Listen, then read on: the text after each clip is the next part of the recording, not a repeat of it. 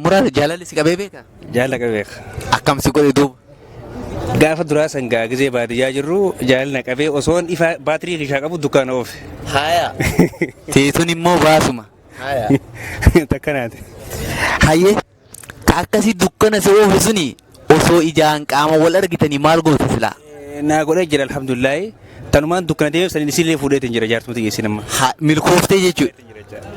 Shi milkaa gaarii haa ta'u walaalatti gaarii haa ta'u. Jaalalli qabee beekaa? Jaalala odoo hin argin fuudhee analu odoo inni ijaan godhatiin dafee dhaqqabe. Eeshi jaalalaaf osoo jaalalli karaa deemu osoo jaalalaa walitti dhuftanii maal jettaan? Wanni jedhuun maal amma dhaabbata kanatti siif hin himu. Jaalalli isin qabdee beekti? Na qabde ilma namaati akkam nan qabne na qabdi. Haaya akkam isin goote? Olii ganna oofte. Akkam. Olii ganna laalchifte. Halkan na baafti. Irribni nan qabu. Kanuma kana waan akkana kana fakkaatu. Haaya ta duuba dararaa kana hunda isin agarsiifte tana osoo karaa deemta osoo walitti dhuftanii maal jettanii? Wanni jedhuun karaa halaalattiin si fuudha jedhaan. Jaalalaan. Jaalalaan. Haayee egaa osoo siifi jaalalli karaatti walitti dhuftanii maal jettaan? Aboo jaalala gaa yoo karatti kanatti dhufu taate jaalala gaa waa'ee haala jaalalaa itti kaasetumaan haasawuu fedha. Shi jaalalli si qabee beekaa? Amma dura moo? Na qabee beeke. Akkam si godhe? Akkana naan zozzoora.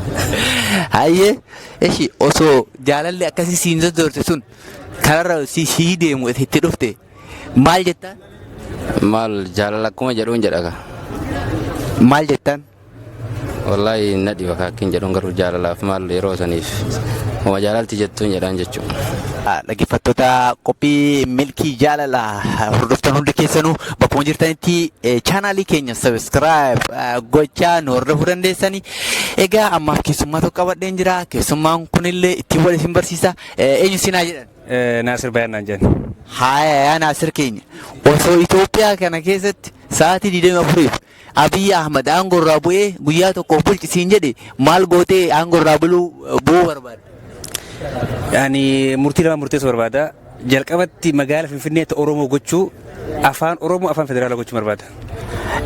Sa'aatii 24f yookaan guyyaa tokkoof muummee ministeera Itoophiyaa si godhaniiti maal gochuu barbaadda? Wanti garuu barbaadu amma garaa kiyya keessa jira. Kanaafuu kana jedhee si ibsuu hin danda'amu. Gaaffii si gaafadha. Osoo Dr. Abiy guyyaa tokkoof aangoo irraa bu'ee biyya tana bulchisiniin jedheeti maal godhuu barbaadda?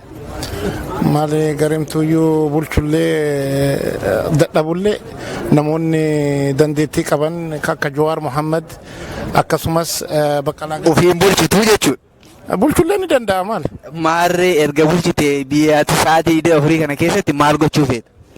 Wanni gochuu barbaadu Oromiyaa bilisoomsuu ni barbaada.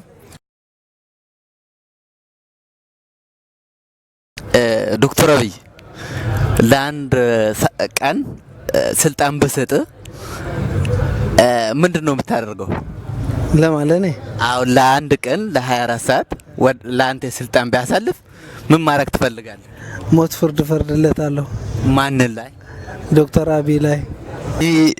ኦሶ ሰዓት ዲደን አፍሪፍ አካ ኢትዮጵያ ቦችታን ሲኒ ያየማኒ ዶክተር አብይ አንጎ ሲኒ ገዲሴ ማል ጎዶ ፌተን አማራ በርሌሱ